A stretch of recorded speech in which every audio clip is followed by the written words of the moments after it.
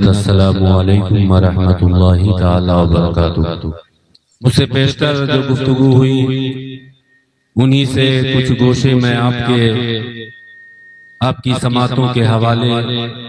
رکھنے کی کوشش کروں گا۔ دعا کریں اللہ تعالی حق بولنے، حق سننے، حق پر عمل کرنے کی توفیق عطا فرمائے۔ الحمدللہ الحمدللہ الذی ابدع الافلاک والارضین والصلاة والسلام علی اشرف الانبیاء والمرسلین وعلی آلہ الطیبین الطاہرین وعلی اصحابہ الراشدین المرشدین الکاملین وعلی اولیاء امتہ اجمعین، اما بعد فاعوذ باللہ من الشیطان الرجیم، بسم اللہ الرحمن الرحیم۔ تلک الرسل فضلنا بعضهم على بعض، صدق اللہ مولانا العظیم وصدق رسولہ النبی الامین المتین الکریم، ونحن على ذلك لمن الشاہدین والشاکرین والحمد للہ رب العالمین۔ وہی رب ہے جس نے تجھ کو ہمتن کرم بنایا،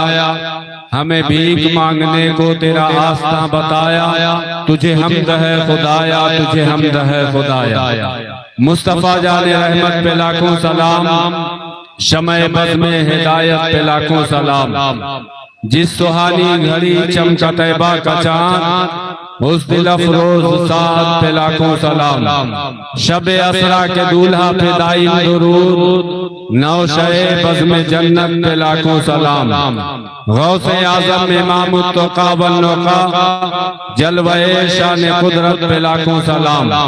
اور ڈال دی قلب میں عظمت مصطفیٰ سیدی اعلیٰ حضرت پہ لاکھوں سلام، وہ سرور کشور رسالت جو عرش پر جلوگر ہوئے تھے، وہ سرور کشور رسالت جو عرش پر جلوگر ہوئے تھے، نئے نرالے طرف کے سامان کے مہمان کے لیے تھے، نئے نرالے طرف کے سامان عرب کے مہمان کے لیے تھے، اور بہار ہے شادیاں مبارک، چمن کو آبادیاں مبارک، بہار ہے شادیاں مبارک، چمن کو آبادیاں مبارک، ملک فلک اپنی اپنی لے میں یہ گھر انادل کا بولتے تھے، اور وہاں فلک پر یہاں زمین پہ، وہاں فلک پر یہاں زمین میں رچی تھی شادی، مچی تھی دھومیں، ادھر سے انوار ہنستے آتے، ادھر سے نفحات اٹھ رہے تھے، ادھر سے انوار ہنستے آتے،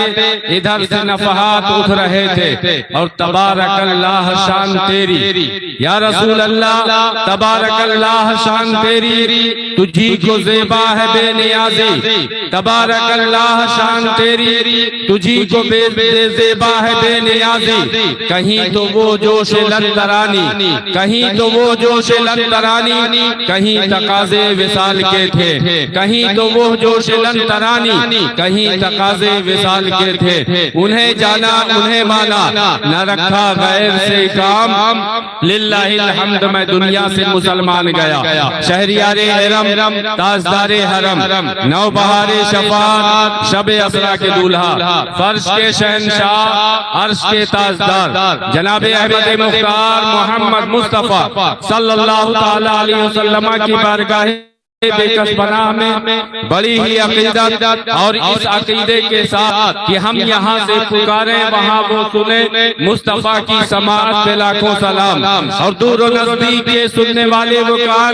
کان لالے کرامت پہ لاکھوں سلام۔ ہاں اسی بارگاہ معظم و محتشم میں کہ جن کی شان اللہ نے یہ بنائی ہے کہ آپ چرہ کھجری میں بیٹھے ہیں، لیکن رسول خدا ہمارے قال کو سن بھی رہے ہیں، ہمارے حال کو دیکھ بھی رہے ہیں، اور کیوں نہ ہو اعلیٰ حضرت فرماتے ہیں کہ یا رسول اللہ اور کوئی غیب کا تم سے نہا ہو بھلا، جب نہ خدا ہی چھپا تم پہ کروڑوں درود، تو اسی بارگاہ میں ہدیہ درود و سلام بڑی ہی عقیدت اور ادب کے ساتھ پیش کرے اور پڑھے بآواز بلند، اللہم صلی علی سیدنا و مولانا محمد معدن الجود والکرم وآلہ الکرام ابنہ الکریم وبارک علیہ صلاة و سلام دائما علیکہ یا رسول اللہ صلی اللہ تعالی علیہ وسلم۔ سب سے پہلے تو میں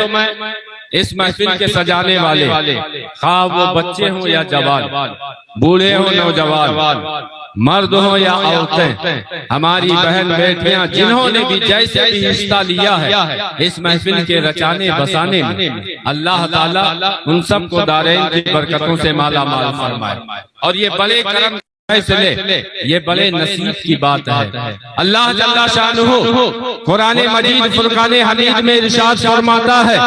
وَمَا أَرْسَلْنَاكَ إِلَّا رَحْمَةً لِلْعَالَمِينَ کہ اے محبوب ہم نے آپ کو کل جہان کے لیے رحمت بنا کر بھیجا۔ وہ ہر عالم کی رحمت ہے، کسی عالم میں رہ جاتے یہ ان کی مہربانی ہے کہ یہ عالم پسند آیا۔ اللہ جل شانہ نے اپنے محبوب کو شان رحمت للعالمین کے ساتھ بھیجا۔ وہ شان بے نیازی رکھنے والا رب ہے، اپنے لیے فرماتا ہے الحمدللہ رب العالمین کی تمام تعریف اس اللہ کے لیے جو سارے جہان کا پالن ہار ہے، اور اپنے محبوب کی جب شان بڑھاتا ہے تو ارشاد فرماتا ہے وَمَا أَرْسَلْنَاكَ إِلَّا رَحْمَةً لِلْعَالَمِينَ کہ اے محبوب جیسے میں ذرے ذرے کا خدا ہوں، کائنات کا خالق و مالک ہوں، اسی شان کے ساتھ تم کو بھیج رہا ہوں کہ میں ذرے ذرے کا خدا ہو، کائنات کا خالق و مالک ہو، تم ذرے ذرے کے لیے رحمت للعالمین ہو۔ اے مصطفیٰ میں نے تم کو تمام کائنات کے لیے رحمت بنا کر بھیجا ہے۔ وہ ہر عالم کی رحمت ہے، کسی عالم میں رہ جاتے یہ ان کی مہربانی ہے کہ یہ عالم پسند آیا،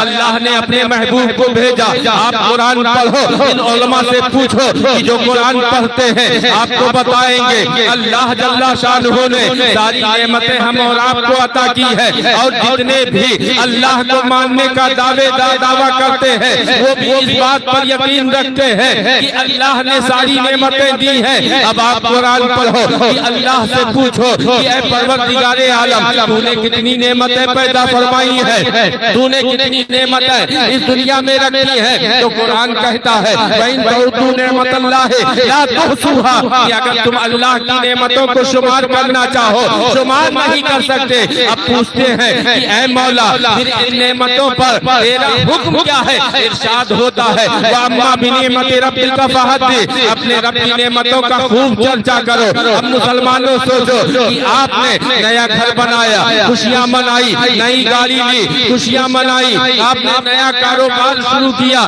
آپ نے خوشیاں منائی، اولاد کی پیدائش ہوئی، آپ نے خوشیاں منائی، کیونکہ یہ رب کی طرف سے نعمتیں ہیں۔ لیکن قرآن سے پوچھو کہ اے قرآن تو بتا کیا کسی نعمت پر اللہ نے اس طریقے سے احسان جتلایا ہے جیسے اس نے محبوب پاک کو جب اس خاکدانِ گیتی پر بھیجا ہے تو ارشاد فرماتا ہے لَقَدْ مَنَّ اللَّهُ عَلَى الْمُؤْمِنِينَ إِذْ بَعَثَ فِيهِمْ رَسُولًا کی تحقیق کی اللہ نے مومنین پر احسان عظیم کیا کہ جب ان کے درمیان اپنے محبوب رسول کو بھیجا۔ وہ ہر عالم کی رحمت ہے، کسی عالم میں رہ جاتے یہ ان کی مہربانی ہے کہ یہ عالم پسند آیا۔ وہ جو نہ تھے تو کچھ نہ تھا، وہ جو نہ ہو تو کچھ نہ ہو، ارے جان ہے وہ جہان کی، جان ہے تو جہان ہے۔ اب ظاہر سی بات ہے جب دنیا کی بھر کی نعمتیں ہمیں ملتی ہیں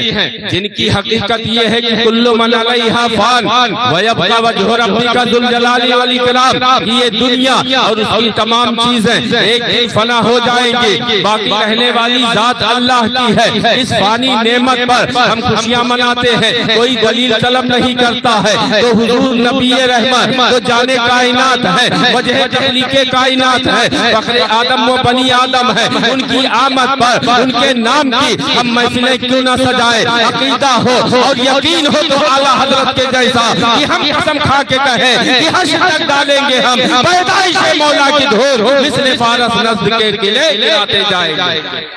یہ ہم مسلمان حضور کی آمد پر محفل میلاد مصطفیٰ کرتے ہیں، اور قرآن کہتا ہے وَذَكِّرْهُمْ بِأَيَّامِ اللَّهِ کہ اے محبوب اپنے کاموں سے فرما دیجئے اللہ کے دنوں کی یاد منائیں۔ اب آپ سوچیں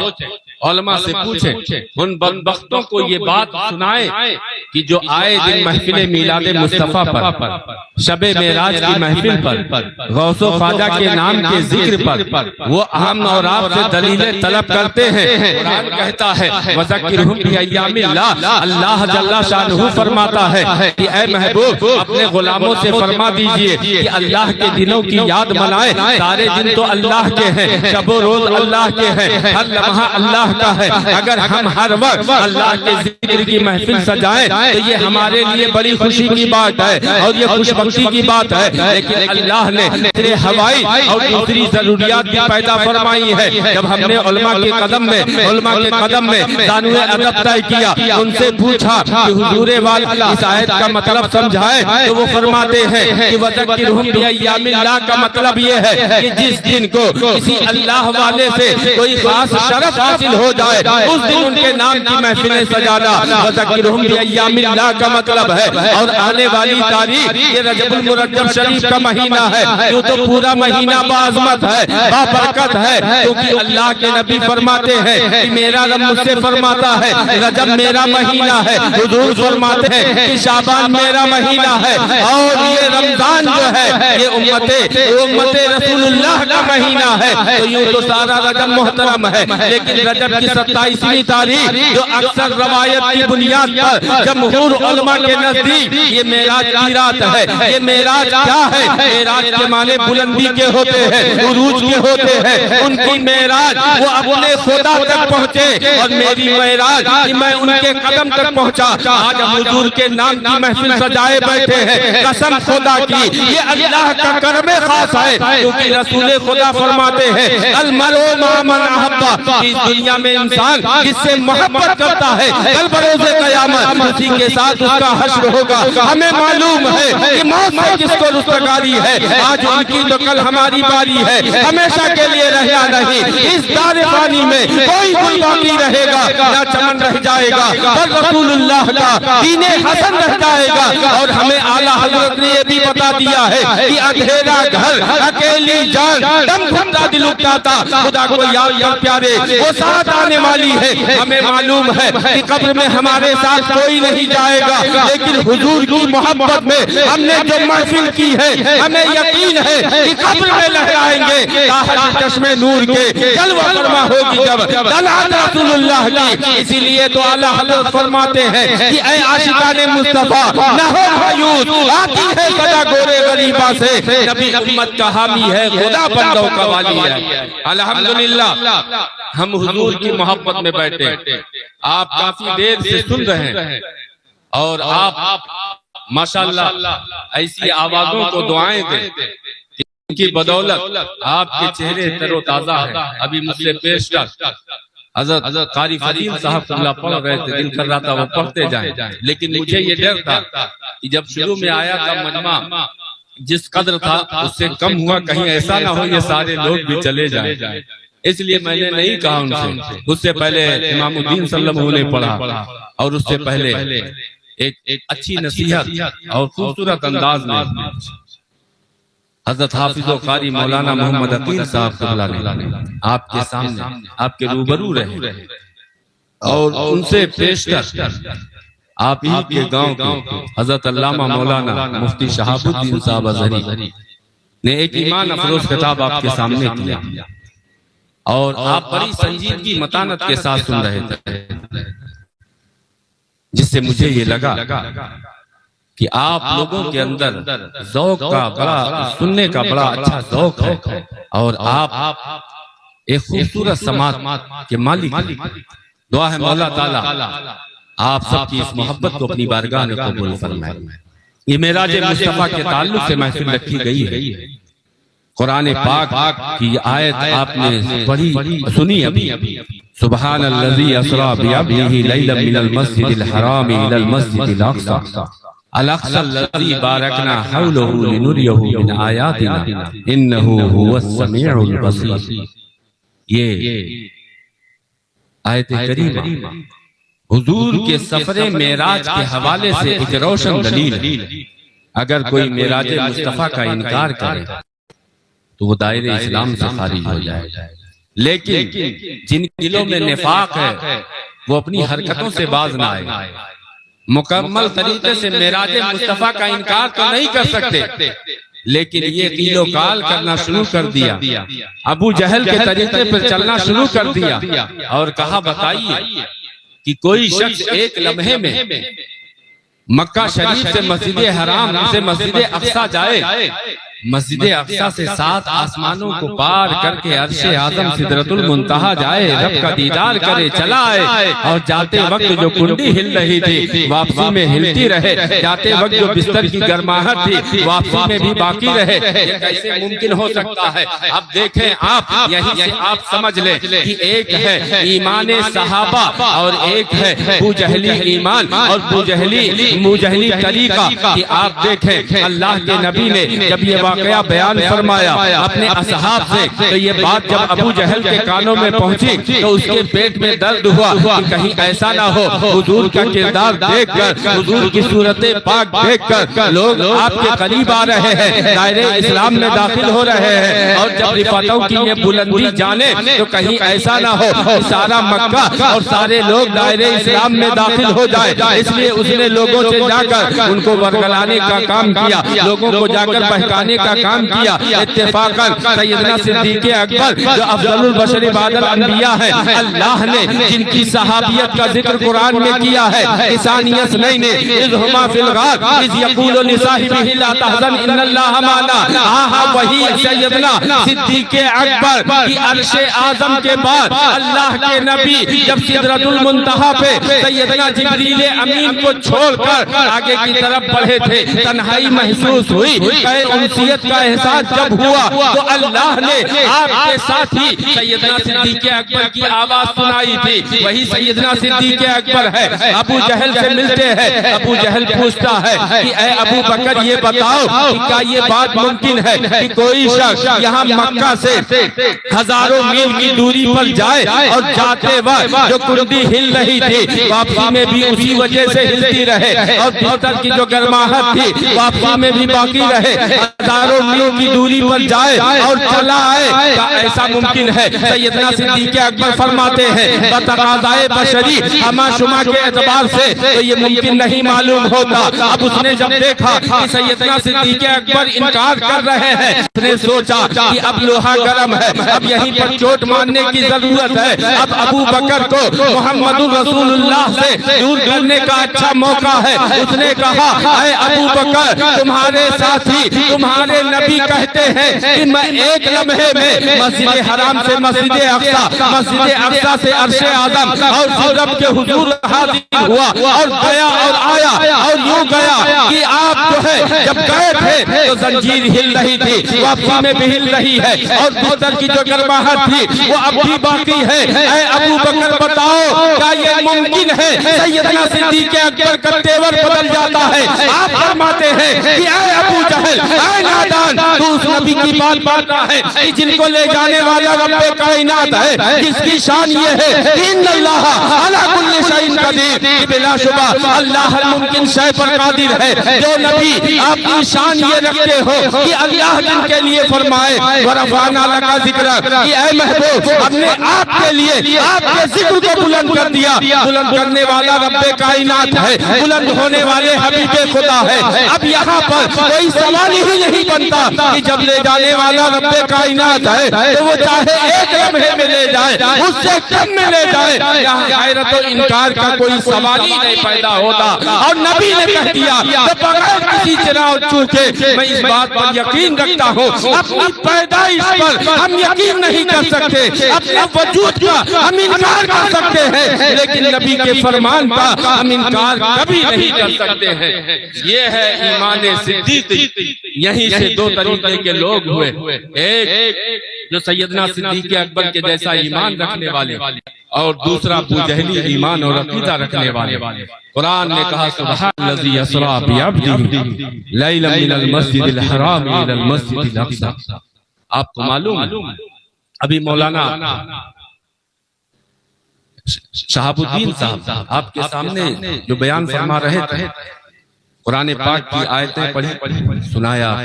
کہ آپ نے جانا سارے لوگ، آگے کی باتیں جو آسمان پر گئے پہلے دوسرے تیسرے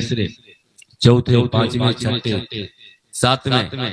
حضرت جبرائیل کا واقعہ، پھر سارے معاملات، یہ کسی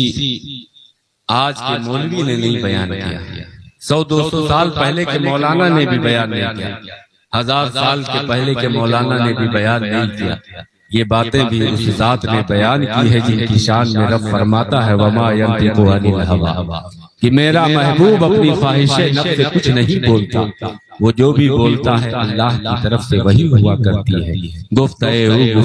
اللہ بود گرچہ از حلقوم عبداللہ بود۔ آج جو لوگ نبی کی باتوں پر سوالات کرتے ہیں، اعتراض کرتے ہیں، ان سے میں کہوں گا کہ تم خدا کی معرفت کیسے پاؤ گے؟ تم ایک خدا کی توحید کا دعویٰ تو کر سکتے ہو لیکن حقیقت میں توحید پرست نہیں ہو سکتے، کیونکہ آپ دیکھیں تمام انبیاء کرام تشریف لائے، سب نے کہا کہ اللہ ایک ہے، ہم نے مان لیا، لیکن دیکھا ان میں سے بھی کسی نے نہیں تھا۔ حضرت موسیٰ نے کہا تھا کہ رب ارنی، کہ اے پروردگار مجھے اپنا جلوہ دکھا دے، رب نے فرمایا لن ترانی، کہ اے موسیٰ تم میرے جلوے کی تاب نہیں لا سکتے، کیونکہ رب کائنات کی شان یہ ہے، قرآن کہتا ہے لا یدرکہ الابصار، کہ نظریں اس کا احاطہ نہیں کر سکتے، لیکن وہ کلیم اللہ ہے، اللہ کے نبی ہے اور اللہ کے محبوب ہیں۔ جب کوئی سوال کر دے اللہ تعالیٰ اسے رد نہیں فرماتا، بذات خود اپنا ظاہری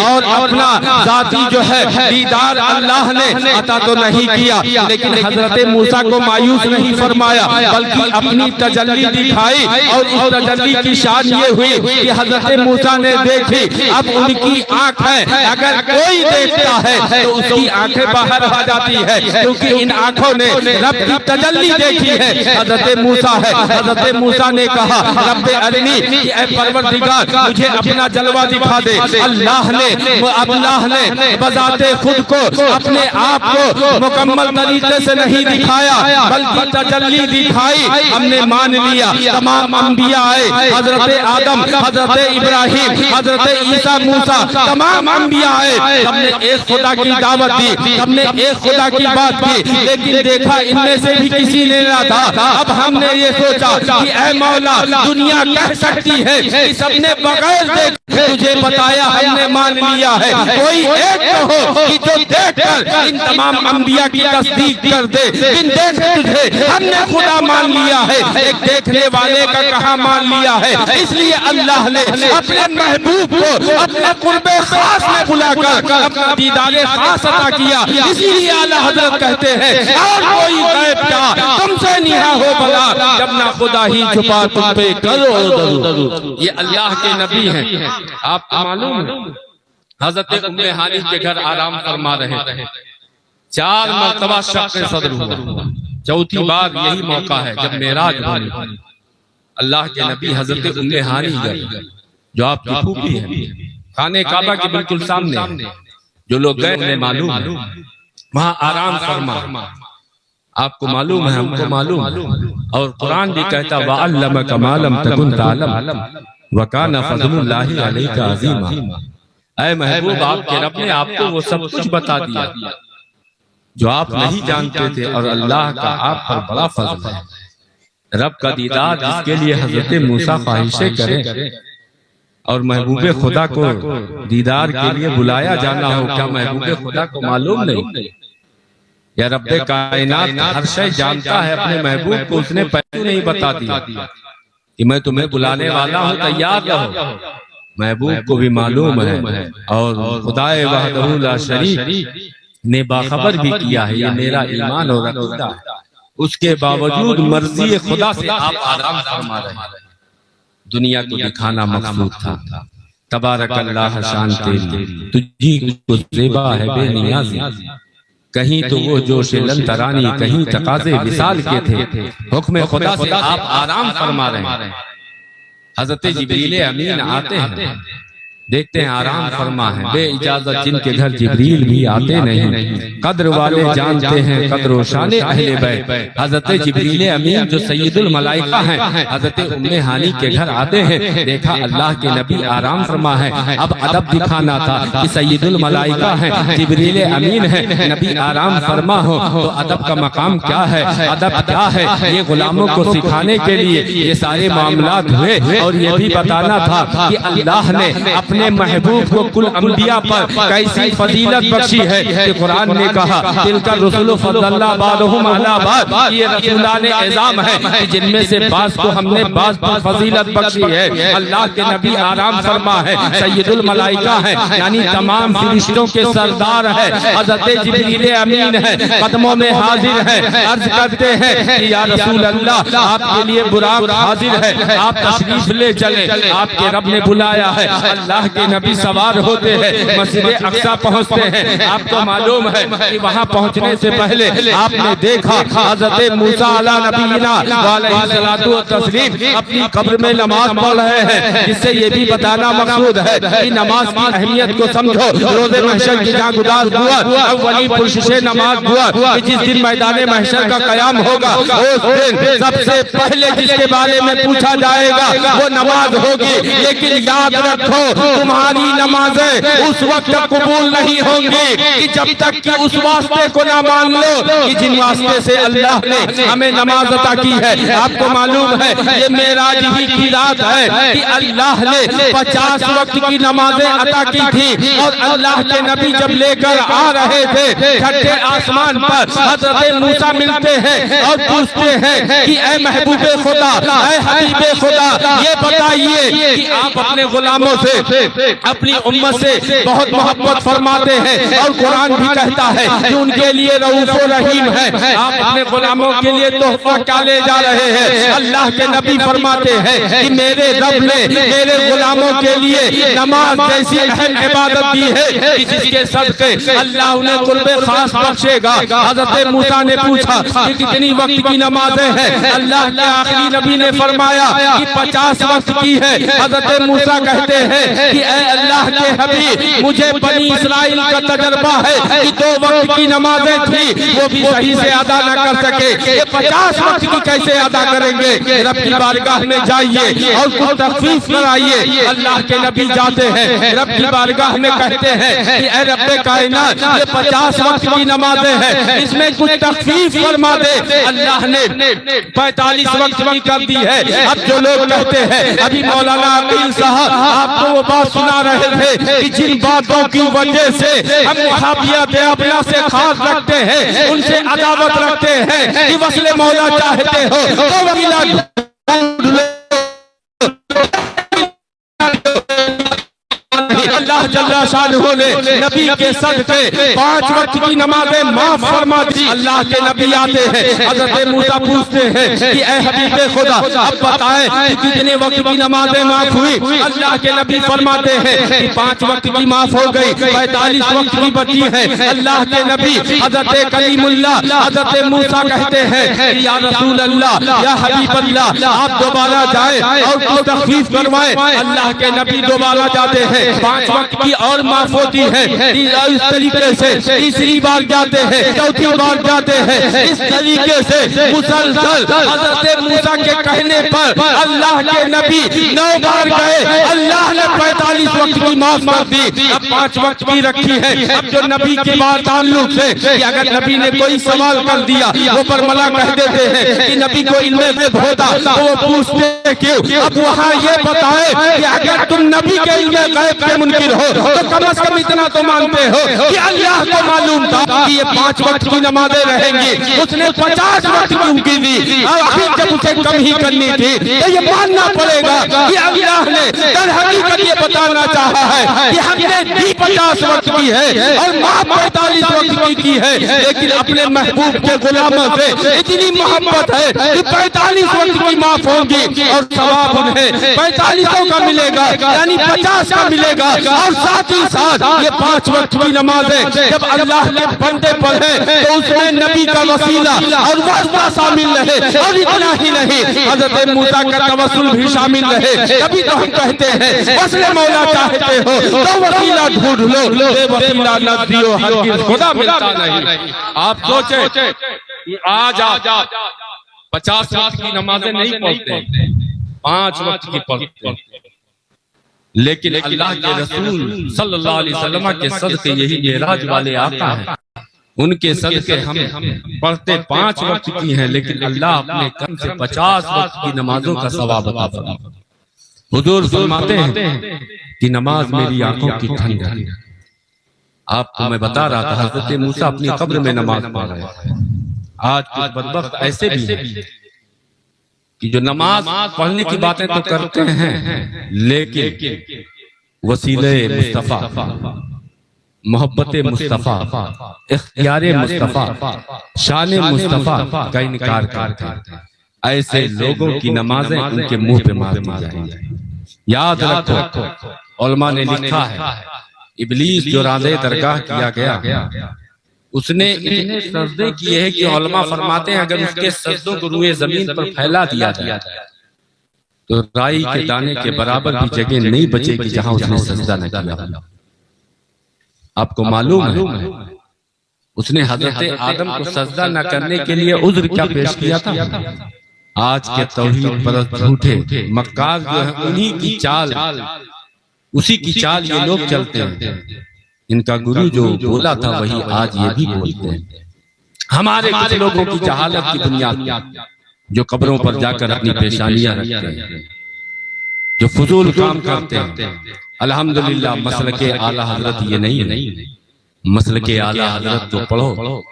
نماز کی اہمیت بھی آپ کو سمجھ آئے گی، روزہ حج و زکوٰۃ کی فضیلت بھی آپ سمجھو گے، لیکن ان سب کے ساتھ آپ کہو گے کہ جان ہے عشق مصطفیٰ۔ روز وضو کرے خدا جس کو ہو درد کا مزہ، نازے دوا اٹھائے کیوں جس کو اللہ بڑھائے۔ آپ دیکھیں اللہ نے نماز، روزہ، حج و زکوٰۃ ساری عبادتیں عطا کی ہیں، کیوں کی ہیں؟ اللہ یہاں تک فرماتا ہے یا ایھا الذین آمنوا استعینوا بالصبر والصلاۃ، کہ اے ایمان والو نماز اور صبر سے مدد چاہو۔ سوچو کہ نماز اور صبر سے ہم مدد چاہ سکتے ہیں، اللہ کا حکم ہے تو جس کے صدقے ہمیں نماز ملی ہے، جس کی وجہ سے ہمیں صبر و قرار آتا ہے، اس ذات سے ہم مدد کیوں نہ مانگے؟ وصل مولا چاہتے ہو تو وسیلہ ڈھونڈ لو۔ اللہ یہاں تک فرماتا ہے قل ان کنتم تحبون اللہ فاتبعونی یحببکم اللہ، کہ اے محبوب اپنے غلاموں سے فرما دیجئے کہ اگر اللہ کو تم راضی کرنا چاہتے ہو، اب اے خجری کے مسلمانوں آپ بتاؤ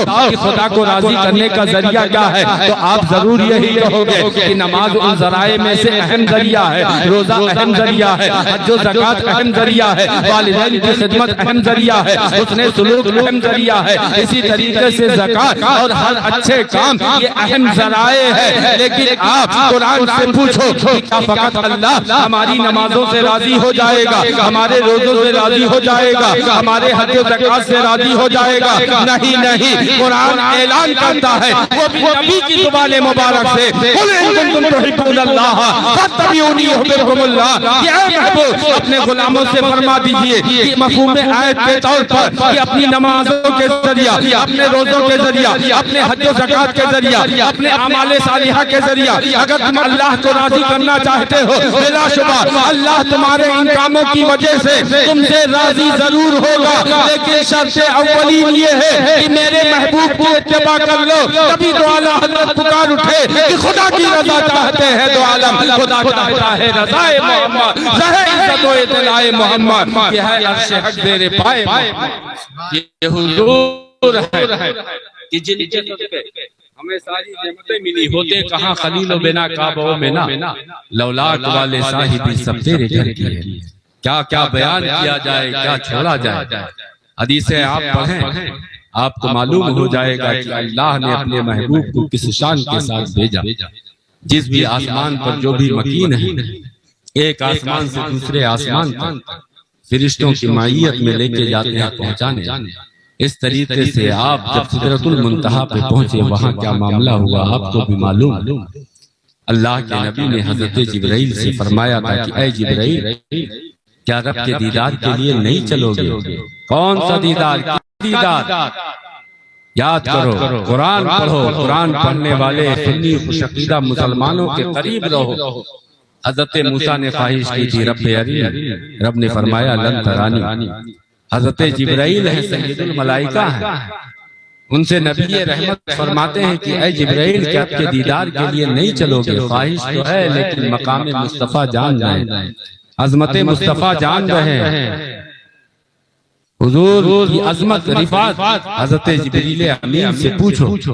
اللہ کے نبی نے کہا اے جبرائیل رب کے دیدار کے لیے نہیں چلو گے؟ حضرت جبرائیل جو دل میں آس تو رکھے ہیں، خواہش تو رکھے ہیں، لیکن کہتے کیا ہیں؟ حضرت شیخ سعدی شیرازی سے سنو، وہ اپنے انداز میں کہتے ہیں، حضرت جبریل امین نے کہا تھا کہ یا رسول اللہ اگر یکسر موئے برتن پرم فروغ تجلی خصوصاً پرم، کہ یا رسول اللہ اب اس سے آگے جانے کی تاب میرے اندر بھی نہیں، اب اس سے آگے کا مقام آپ کا ہے، آپ جائیں، آپ کا رب جانے۔ کبھی تو اعلیٰ حضرت نے جب یہ منظر پڑھا اور جانا تو پکار اٹھے کہ فرش والے تیری شوکت کا علو کیا جانے، خسروا عرش پہ اڑتا ہے فریرا تیرا، خسروا عرش پہ اڑتا ہے فریرا تیرا۔ یہ رسول خدا ہے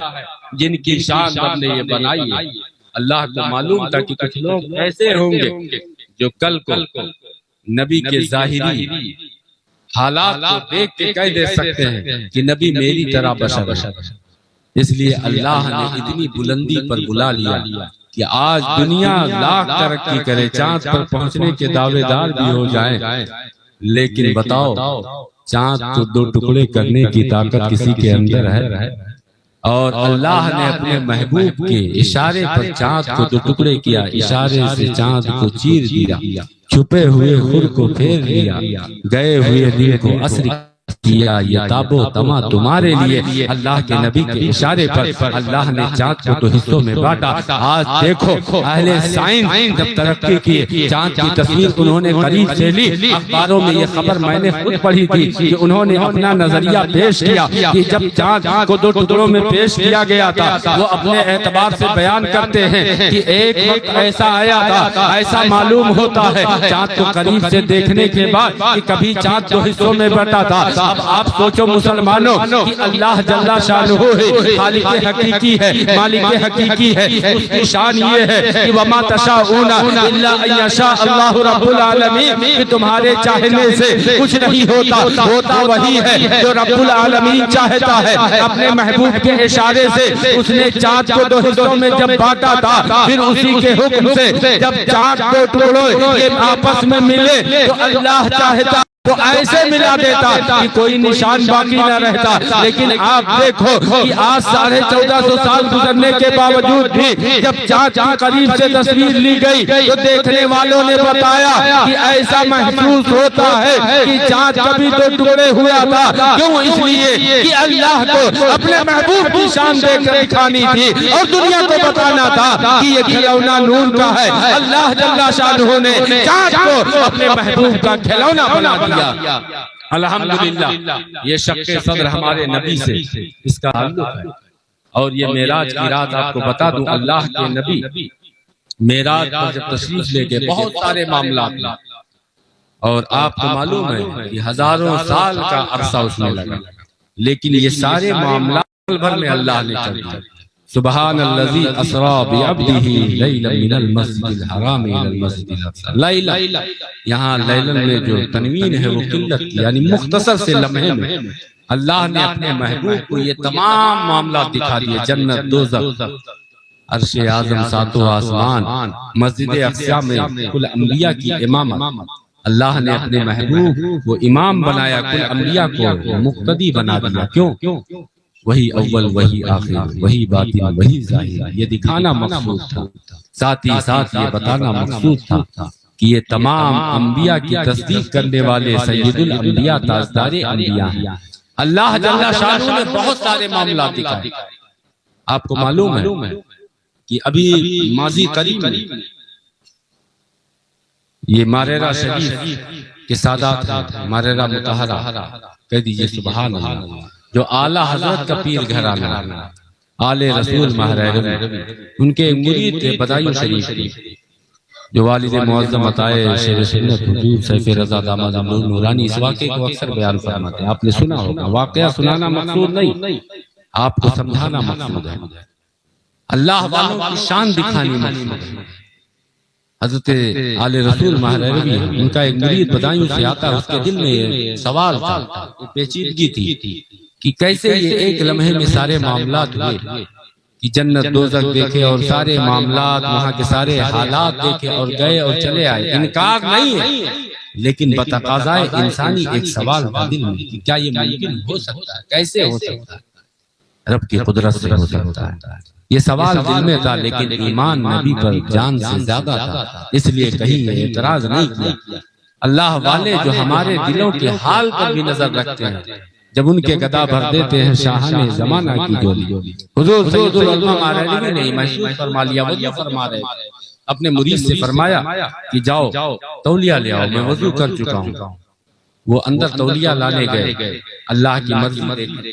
واقعی میرا سمجھانا مقصود تھا. دیکھیں کیسے سمجھا دیا ایک اللہ والے نے. وہ جب اندر کمرے میں جاتے ہیں تو کیا دیکھتے ہیں کہ سامنے ایک باغ ہے، بہت خوبصورت باغ دکھا. چلے گئے دیکھنے کے لیے، بڑھتے جاتے ہیں، خوشنما مناظر سامنے آتے ہیں. پھر ایک بستی نظر آتی ہے، وہاں جا کے وہ رہائش اختیار کر لیتے ہیں، وہاں شادی کرتے ہیں. 20 سال کا عرصہ گزر جاتا ہے، لڑکے بچے ہوتے ہیں اور مزید سال گزر جاتے ہیں. ایک اچھا خاصا خاندان ہو جاتا ہے. پھر ایک دن ایک تالاب میں جاتے ہیں مچھلی مارنے کے لیے. ابھی وہ تالاب کے کنارے پہنچے تھے، ابھی مچھلی پکڑنے کا شوق تھا کہ اتنے میں پیر و مرشد کی آواز آتی ہے کہ اے مرید، میں نے تم سے تولیہ مانگا تھا، یہ تم کہاں چلے گئے؟ ابھی وہ جب آواز سنتے ہیں تو دوڑے دوڑے آتے ہیں. اب سارے معاملات ہٹ جاتے ہیں، قدموں میں آ کر گر جاتے ہیں اور عرض کرتے ہیں حضور والا کہ جب محریرہ کے آل رسول کی یہ شان ہے تو مدینہ کے رسول خدا کی شان کیا ہوگی؟ تبارک اللہ شان تیری، تجھی کو زیبا ہے بے نیازی. کہیں تو وہ جوش لنترانی، کہیں تقاضے وصال کے تھے. وہ سرور کشور رسالہ جو عرش پر جلوہ گر ہوئے تھے، نالے طرف کے ساما عرب کے مہمان کے لیے تھے. فرش والے تیری شوکت کا علو کیا جانے، خسروا عرش پہ اڑتا ہے فریرہ تیرا. وقت بہت ہو رہا، ورنہ باتیں تو بہت ساری ہیں اور دل بھی ہے بیان کرنے. لیکن آپ نے بڑی اچھی اچھی گفتگو آپ نے سماعت کر لی، اور آپ کے ذوق کا مجھے اندازہ اس لیے ہوا کہ آپ نے اپنے گھر کے علماء کو بڑے ادب کے ساتھ سنا. یہ بڑی اچھی بات ہے،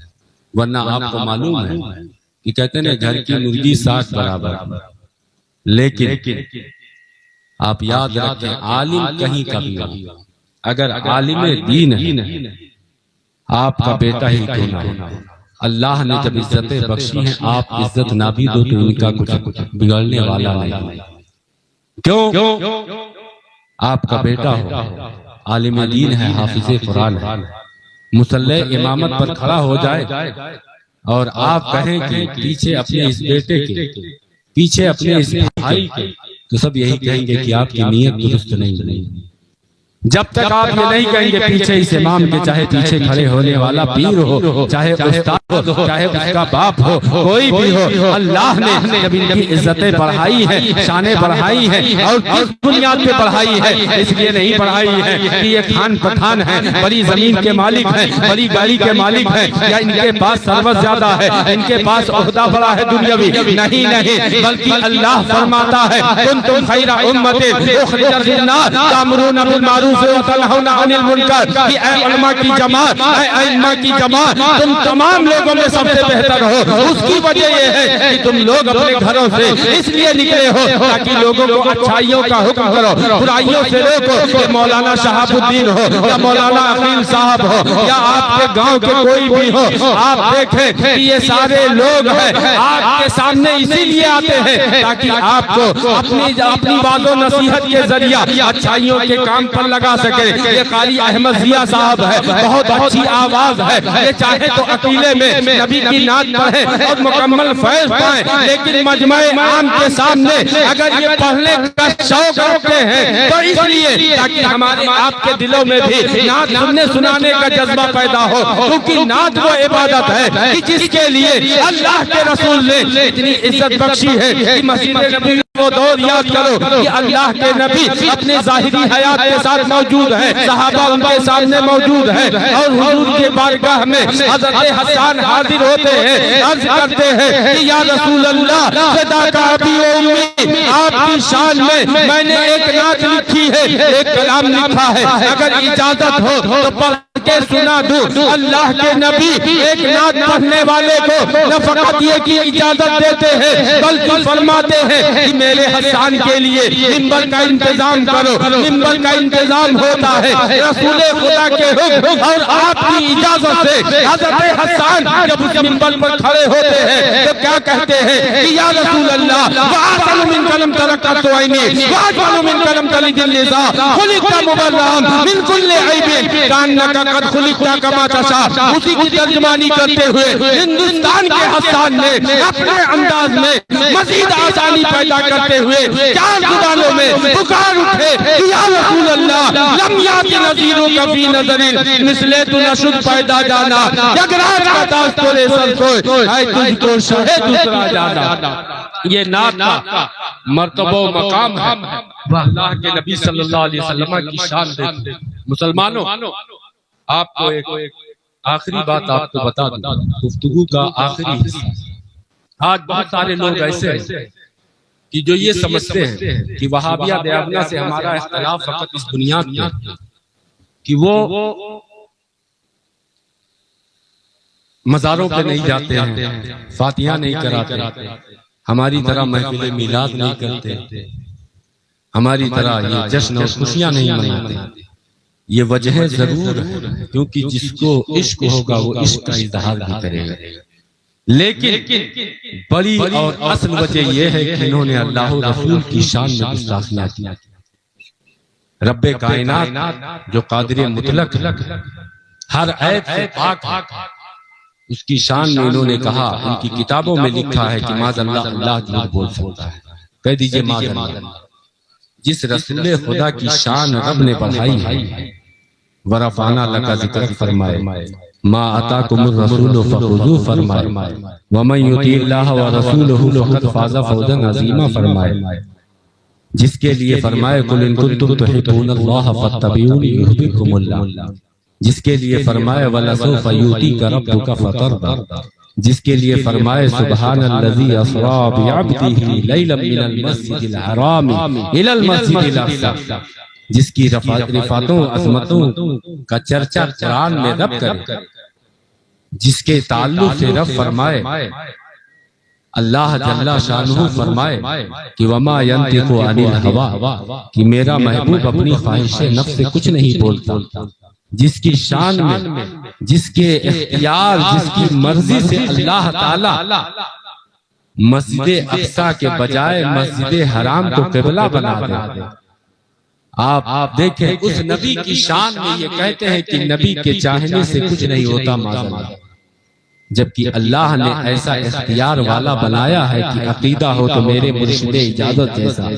کہ ہم کہیں جہاں بانی عطا کر دیں، بھری جنت عطا کر دیں، نبی مختار کل ہیں جس کو جو چاہے عطا کر دیں، جہاں میں ان کی چلتی ہے وہ دم میں کیا سے کیا کر دیں، زمین کو آسما کر دیں، سریا کو سرا کر دیں۔ فرق یہ ہے کہ مانا تم نے بھی ہے لیکن ابلیس کے طریقے پر تم مانتے ہو کہ ابلیس نے بھی رب کی بارگاہ میں حیل و حجت یہ پیش کی تھی جب رب نے فرمایا تھا تمام فرشتوں کو کہ رب حضرت آدم کے لیے سجدہ کرو، سب سجدے میں گر گئے، ابلیس نے انکار کیا۔ رب نے پوچھا کہ اے ابلیس تو کیوں جو ہے سجدہ ریز نہ ہوا؟ اس نے کہا تھا کہ اے رب کائنات جو پیشانی تیری بارگاہ میں جھکتی ہو کسی اور کے سامنے جھکے کہ میری غیرت کو گوارا نہیں۔ اللہ تو چاہیے تھا کہ ابلیس کی اس بات کو پسند فرماتا، لیکن نہیں، ایک سجدہ نہ کرنے کی بنیاد پہ اللہ نے اس کے سارے سجدوں کو اس کے منہ پہ مار دیا، کیونکہ اللہ کو کسی کے سجدے کی ضرورت نہیں ہے، اللہ کے سب ضرورت مند ہے۔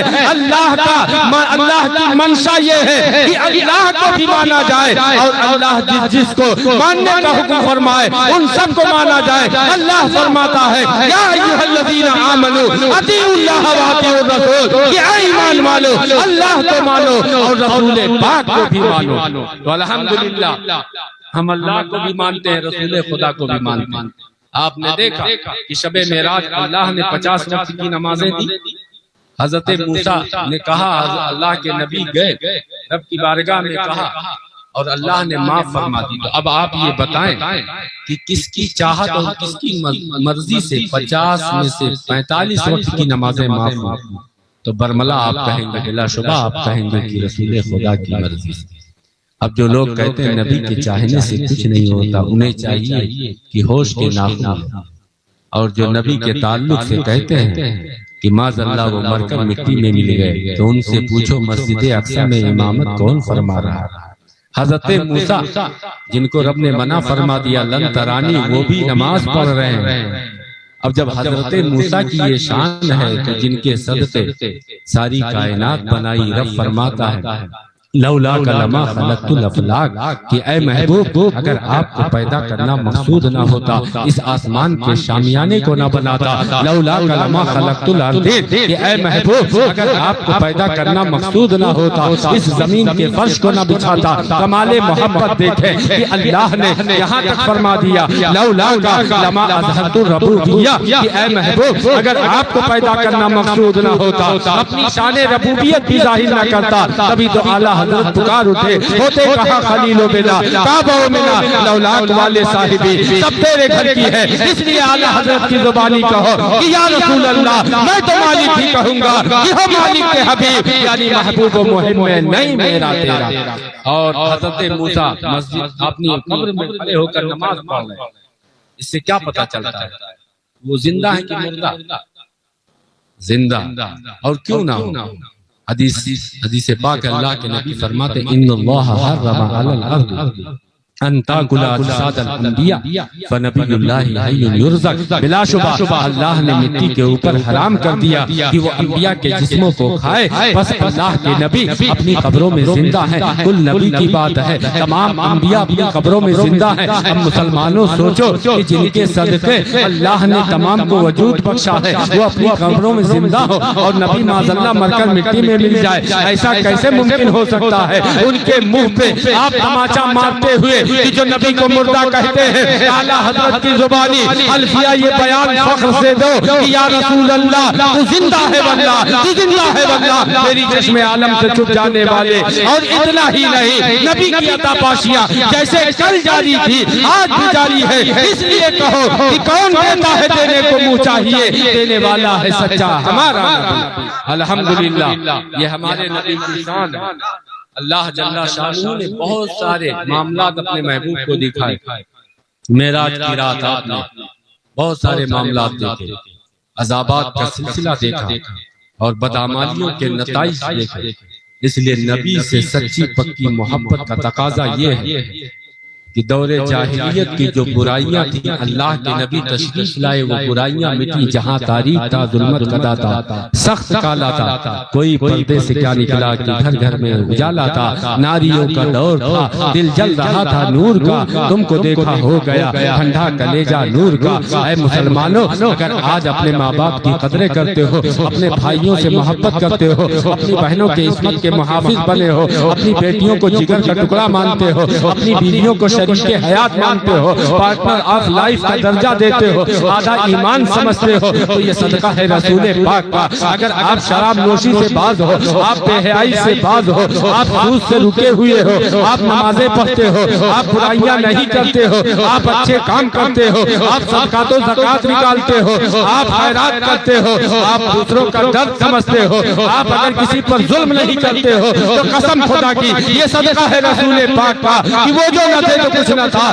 وہ جو نہ تھا وہ تو کچھ نہ ہو۔ ارے جان ہے وہ جہان کی، جان ہے تو جہان ہے۔ حضور سے سچی پکی محبت کا تقاضا یہی ہے کہ ہم ہر طرح کی برائیوں کو چھوڑ کر حضور کی پسند ناپسند کو اپنی پسند اور ناپسند بنائیں، کیونکہ یاد رکھو ہمارا ایمان اس وقت تک مکمل نہیں ہوگا جب تک کہ ہم حضور کی پسند و ناپسند کو اپنی پسند و ناپسند نہ بنائیں۔ اور یاد رکھو اگر اعمال میں کچھ کمی ہے بھی، اگر عقیدہ مضبوط ہے تو اللہ کے رسول کرم سے بخشش ہو جائے گی، لیکن اگر نبی کی شان میں ذرہ برابر بھی تنقیص ہے، اگر ایمان خراب ہے تو ابلیس کی طرح لاکھ سجدے کر ڈالو، تمہارے منہ پہ مار دیے جائیں گے۔ اسی لیے حضور مظہر اعلی حضرت شیر اہل سنت فرماتے ہیں دوزخی ہے بغیر حب حضور، عمر بھر اتقا کرے کوئی لاکھ آپ تقوی اختیار کر لو، اگر محبت رسول نہیں ہے تو آپ کے سجدے آپ کے منہ پہ مار دیے جائیں گے، کیونکہ اللہ فرماتا ہے قل ان کنتم تحبون اللہ فاتبعونی یحببکم اللہ، کہ اے محبوب اپنے غلاموں سے فرما دیجئے کہ اگر اللہ کو تم راضی کرنا چاہتے ہو تو میرے محبوب کی اتباع کر لو۔ خدا کی رضا چاہتے ہیں تو خدا چاہتا ہے رضائے محمد۔ الحمدللہ ہم حضور سے محبت کرنے والے ہیں، یاد رکھیں محبت رسول جان ایمان شان ایمان عین ایمان ہے، محمد کی محبت دین حق کی شرط اول ہے، اسی میں ہو اگر خامی تو سب کچھ نامکمل ہے۔ آج بہت سارے فتنے پیدا ہو گئے، لیکن یاد رکھو اعلیٰ حضرت کی تعلیمات اور آپ کے افکار و نظریات پر کاربند رہو، وہابیت ادنا کے شر سے بھی محفوظ رہو گے، جھوٹے مولائیوں سے بھی دور رہو گے، تفضیلیوں سے بھی دور رہو گے، اور یہی کہتے رہو کہ اہل سنت کا ہے بیڑا پار، اصحاب حضور نجم ہے اور ناؤ ہے عطرت رسول اللہ کی۔ آج وہابیہ دیابنا کی مکاری یہ ہے کہ ہمارے میں سے کوئی جاہل ہوتا ہے، اگر غلط کام کر دیا تو دکھاتے ہیں کہ دیکھو یہ بریلوی ہے، یہ رضا خانی ہے، ایسا نہیں ہے۔ آج تو ایسے شریف بھی پیدا ہو گئے، ان وہابیہ دیابنا سے کہوں گا کہ آج نبی کی ذات پر انگلیاں اٹھائی جا رہی ہے، اغیار آج نبی کے تعلیمات پر انگلیاں اٹھا رہے ہیں، قرآن پر سوال کر رہے ہیں، تو کیا تم قرآن پر اعتراض کر سکتے ہو؟ نبی پر اعتراض کر سکتے ہو؟ نہیں، بلکہ جو غلط کرے گا اعتراض اس پر ہوگا۔ اسی طریقے سے اعلیٰ حضرت کی محبت کا دعویٰ کرے یا مسلک اعلیٰ حضرت کا نعرہ لگائے، اگر بدعات و خرافات میں ملوث ہے تو غلط وہ ہوگا نہ کہ تعلیمات اعلیٰ حضرت، کیونکہ اعلیٰ حضرت کو ہم نے پڑھا ہے اور جانا ہے، وہی اعلیٰ حضرت جو کہتے ہیں اے عشق تیرے صدقے جلنے سے چھٹے سستے، جو آگ بجھا دے گی وہ آگ لگائی ہے۔ اعلیٰ حضرت کی عبادت اور تقویٰ کا یہ عالم ہے کہ آپ کو سخت بخار تھا، گرمی کی شدت تھی، ڈاکٹر نے کہا کہ آپ اس سال روزے نہیں رکھ سکتے، لیکن خوف خدا دیکھے، محبت رسول دیکھے کہ آپ نے علامہ شیر پیش اہل سنت اپنے خلیفہ سے فرمایا کہ اے حشمت علی یہاں بریلی میں تو سخت گرمی ہے، ڈاکٹر نے کہا ہے یہاں جان جانے کا خطرہ ہے، یہاں روزہ نہیں رکھ سکتے، لیکن نینی تال تعلیم میں ہے، وہاں موسم سرد ہے، وہاں جا کے احمد رضا روزے رکھ سکتا ہے، تم میرے ساتھ چلو۔ حضور اعلیٰ حضرت وہاں گئے اور مہینہ بھر قیام کیا، ایک روزے بھی نہ چھوڑے۔ اب اس کے بعد اعلیٰ حضرت نے کہا ہے اے عشق تیرے صدقے چلنے سے چھٹے سستے، جو آگ بجھا دے گی وہ آگ لگائی ہے۔ آج تو نمازوں کو تخفیف کا درجہ دے کے یا چھوڑنے کی بات کر کے محبت رسول کی دعوے کرتے ہیں، ہم ان کے بھی خلاف ہیں، اور جو محبت رسول کو عین ایمان نہیں مانتے ہم ان کے بھی سخت خلاف ہیں۔ الحمدللہ اعلیٰ حضرت کی سیرت ہم نے پڑھی ہے، ہاں یہی اعلیٰ حضرت ہے، عمر کا آخری حصہ ہے، بیماری ایسی ہے کہ خود سے مسجد نہیں جا سکتے، لیکن نماز تو نماز جو حضور کی آنکھوں کی ٹھنڈک ہے، شب معراج جو تحفہ ہم غلاموں کے لیے آئے، اس کے احترام کی شان یہ ہے کہ یہی اعلیٰ حضرت ہے۔ اپنے ساتھیوں سے کہتے ہیں مجھے سہارا دے کے مسجد لے کے چلو، وہ چاہتے عالم ربانی ہے گھر میں نماز پڑھ سکتے تھے، لیکن نہیں، شریعت کے اتباع کا حوصلہ اور جذبہ دیکھو کہ دوسروں کے سہارے مسجد جاتے ہیں، اور مسجد میں جا کے نماز تو نماز ہے، جماعت بھی ترک نہیں فرماتے۔ اس کے بعد اعلیٰ حضرت نے کہا خاک ہو کر عشق میں آرام سے سونا ملا، جان کی اکسیر ہے الفت رسول اللہ کی۔ اس لیے مسلمانوں محبت رسول کا تقاضا یہ ہے کہ آپ حضور سے محبت کرتے ہیں تو حضور کی تعلیمات پڑھیں، اور یاد رکھیں آپ تعلیمات پر عمل پیرا ہو جائیں، آپ اس ظاہر متقی پرہیزگار ہو جائیں، تب بھی یاد رکھیں۔ بڑی اہم بات بتانے جا رہا ہوں، آخری بات، اعلیٰ حضرت کے بیٹے متقی ابن متقی، مجدد ابن مجدد، جن کے تقویٰ زہد و پارسائی کی مثال میں دنیا کہتی ہے متقی بن کے دکھائے اس زمانے میں کوئی، ایک میرے مفتی اعظم کا تقویٰ چھوڑ کر ان سے پوچھا گیا آپ کو اپنے کس عمل پر سب سے زیادہ ناز ہے؟ فرماتے ہیں کہ مجھے نماز پر بھی ناز ہے، روزے پر بھی ناز ہے، حج و زکوٰۃ پر بھی ناز ہے، اعمال صالحہ پر بھی ناز ہے، لیکن حقیقت میرا ناز جو کچھ بھی ہے وہ محمد مصطفیٰ پر ہے۔ وہ اپنے اشعار میں کہتے ہیں اپنے اعمال کا بدلہ تو جہنم ہی تھا،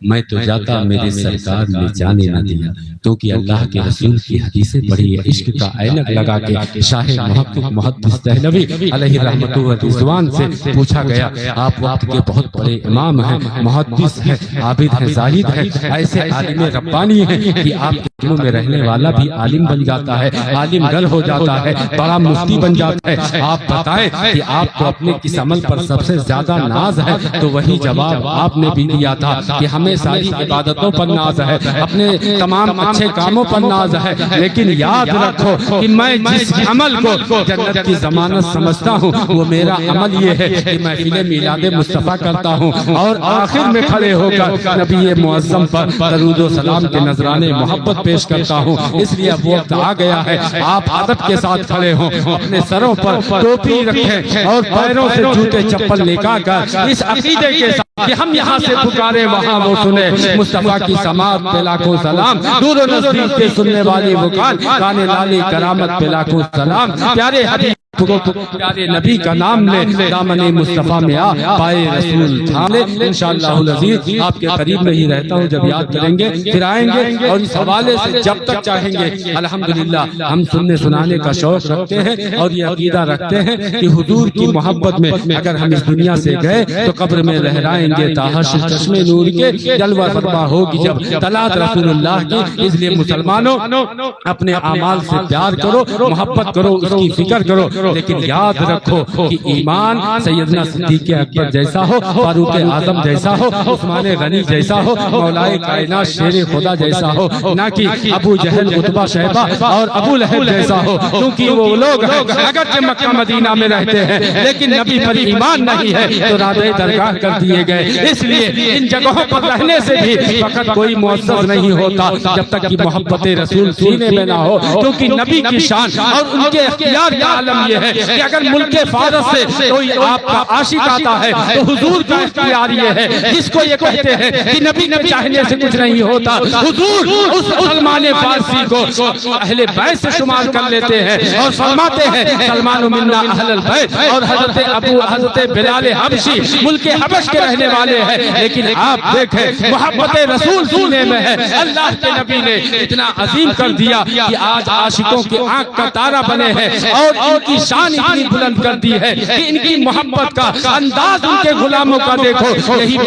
مظہر اعلیٰ حضرت ہے۔ جاتے جاتے بڑی پیاری بات ہے، عاشقوں کا انداز بتانے کے لیے میں آپ کو سنا دوں، یہی مظہر اعلیٰ حضرت ہے۔ ایک محفل میں موجود تھے، حضرت بلال کا ذکر چل رہا تھا، کسی خطیب نے کہا حضرت بلال کا رنگ اتنا کالا تھا، اتنا کالا تھا، اتنا کالا تھا جیسے کہ کوئلہ۔ حضور مظہر اعلیٰ حضرت، حضور مظہر اعلیٰ حضرت جو اعلیٰ حضرت کے پروردہ ہے، جو عشق رسول سینے میں رکھتے ہیں، با ادب با نصیب، بے ادب بے نصیب، آپ کو جلال آتا ہے، آپ اٹھ جاتے ہیں اور منبر پر آتے ہیں، خطیب سے مائک چھینتے ہیں، مجمع سے مخاطب ہو کے کہتے ہیں اے سننے والوں سنو، انہوں نے جو کچھ بھی کہا حضرت بلال کے رنگ کے تعلق سے وہ بالکل غلط ہے، حضرت بلال کا رنگ ایسا نہ تھا۔ مجمع حیران و پریشان ہے کہ آخر اس میں غلط کیا ہے، حضرت بلال کا رنگ کالا تھا لیکن باہر عشق، انداز عشق، واہر ادب، واہر محبت، یہ نبی نہیں، نبی کے غلام ہیں، ان کے غلاموں کا صحابی